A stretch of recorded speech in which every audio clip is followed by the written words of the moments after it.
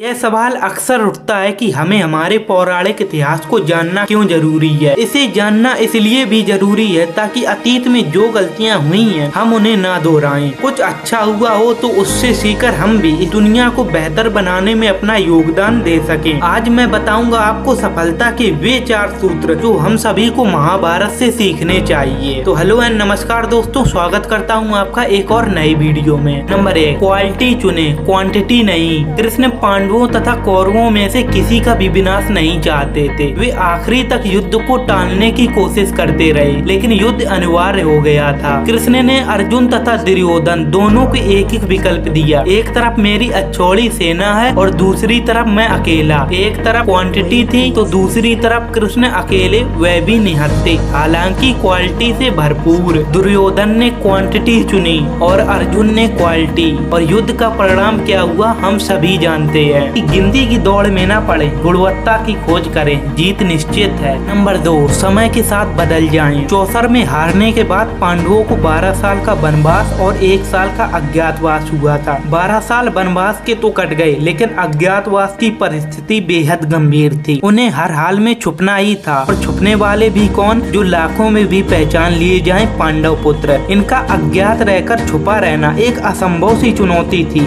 लेकिन चुनौती से घबराकर इस पर आंसू बहाने की बजाय पांडवों ने तय किया कि समय बदला है तो हम भी बदल जाएंगे। वे छिपने के लिए राजा विराट के यहाँ पहुँचे। वीर पुरुष अर्जुन ब्रहनला का वेश धर के राजा की बेटी उत्तरा को नृत्य सिखाने लगे। युधिष्ठिर जो खुद चौसर में हार गए थे, वे राजा विराट को चौसर सिखाने लगे, और इसी बहाने उन्हें महल में रहने की अनुमति मिल गई। भीम जिनका भोजन सैकड़ों रसोइया मिलकर बनाते थे, वे खुद रसोइया बन गए, और रानी द्रौपदी जिनके आगे पीछे 10-10 दासियां हमेशा बनी रहती थी, वे रानी सुदेशड़ा की सेवा में लग गईं। उन्होंने यही सोचा कि जब आंधी गुजर जाएगी तब अपना जोर दिखाएंगे। वक्त अच्छा है तो मखमल पर कदम रखते हैं, वरना अंगारों पर भी चलने का दम रखते हैं। नंबर 3, अपनी जानकारी अपडेट रखें। अभिमन्यु जो महापराक्रमी और जन्मजात योद्धा था, उसने माँ के पेट में ही चक्रव्यूह को तोड़ने की विद्या सीख ली थी। लेकिन गलती क्या हुई कि उसने कभी अपनी विद्या को अपडेट नहीं किया। उसने जितना सीखा था उसी पर रुक गया, शिक्षा पूरी नहीं की। परिणाम यह हुआ कि चक्रव्यूह तोड़कर वह प्रवेश तो कर गया, लेकिन वापस जीवित नहीं लौट पाया, क्योंकि वापस लौटने का पाठ उसने कभी पढ़ा ही नहीं था। इंग्लिश में एक कोट भी है कि little knowledge is more dangerous than no knowledge at all. मतलब अधूरा ज्ञान बिना ज्ञान से भी ज्यादा खतरनाक होता है। क्या महत्वाकांक्षा और लालच के बीच अंतर। आप बड़े आदमी बनना चाहते हैं, बहुत पैसा कमाना चाहते हैं, शोहरत पाना चाहते हैं, तो यह महत्वाकांक्षा है। लेकिन यह आप किसी का हक मारकर करना चाहते हैं तो यह लालच है। महत्वाकांक्षा जितनी अच्छी है तो लालच उतना ही खराब।